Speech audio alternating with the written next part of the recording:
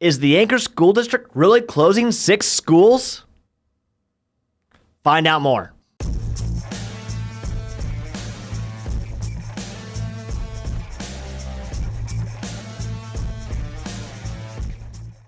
All right, guys, Justin Millett with the Spy Realty Group, and I'm coming to you because the school district has made a major announcement not long ago and has been updating everybody on kind of what's going on with the school district with potential closures, right? So recently, the school district announced a $68 million shortfall of their budget, which is going to have some drastic changes to the students and parents of students in the Anchorage area.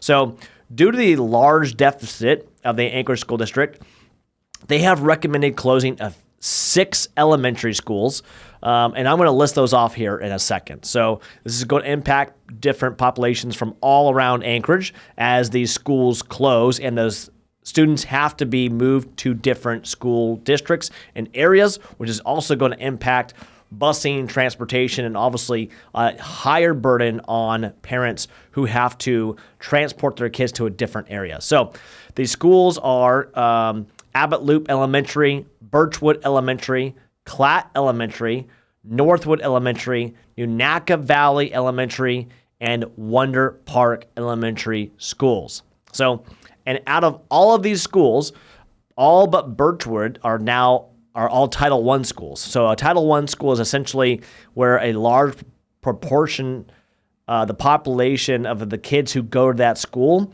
have to have subsidized meals or free meal vouchers in order to eat at the school. And so they typically come from, parents who just don't have as much money. And so there's more of an impact on those students than there would be other students with the closures.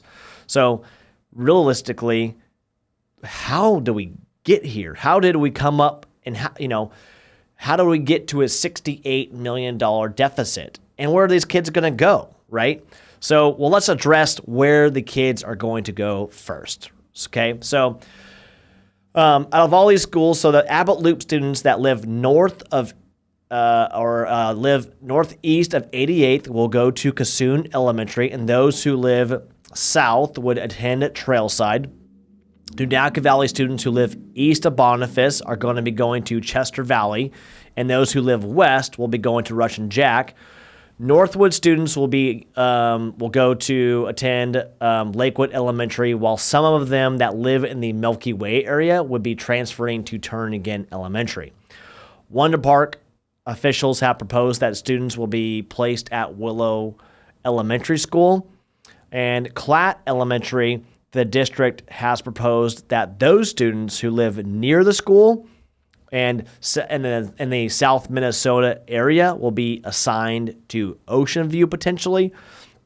And then the students who live in the Diamond Estates Trailer Park, as well as those who are further away, about 3.5 miles out of the school range or more, are going to be assigned to the Campbell Track STEM Elementary School. So just kind of some updates on where those kids will be going. There's no definitive answer on if these closures are going to be happening or not just yet, but these are the proposed ideas on, the potential closures of these 6 schools and where they may potentially be going. So if you have a child in these schools, then obviously this is going to negatively impact you with transportation and whatever else. I know that just recently the school district announced vouchers for kids for having to catch taxi cabs and all that kind of stuff. I think it was the amount of around $50. So, because just not long ago, the school district at the very beginning of the year was having a hard time finding bus drivers. So there was a transportation issue for a lot of these schools in the school district and bus drivers and just not being able to get kids to school. So as we asked the question earlier is how do we get into a position of a $68 million shortfall? Like it's not a small amount of money. How do you just blow $68 million?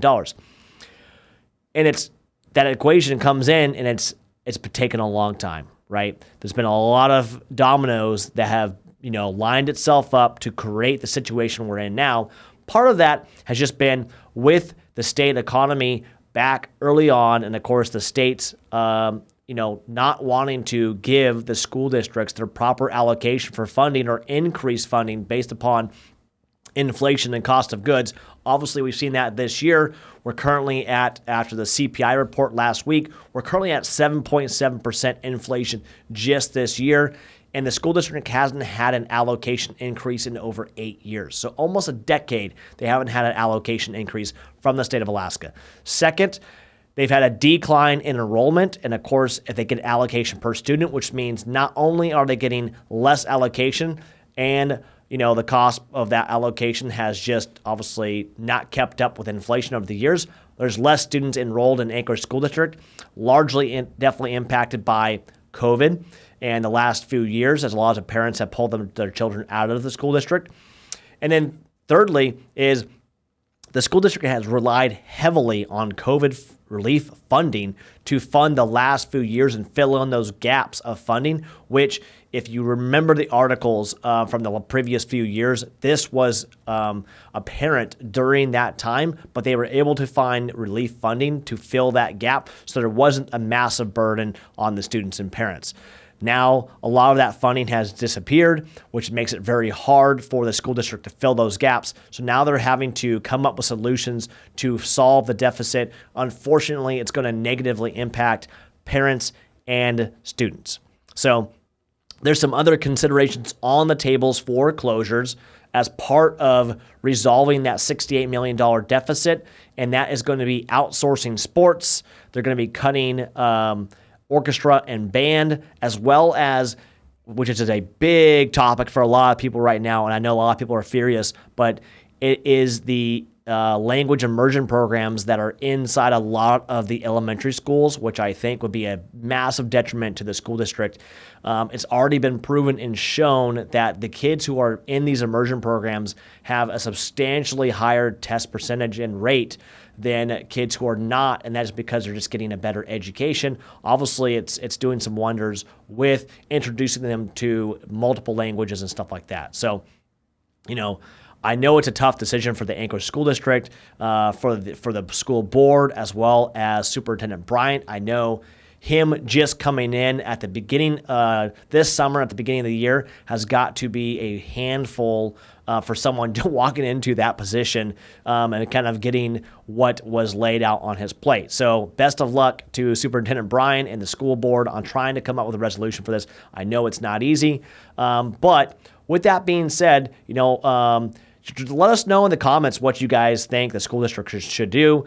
Please, let's keep it PG. Let's be nice. Let's, try to come up with actual resolutions for the school district of what you want them to potentially do, and have your voice heard. So drop us some notes in the comments.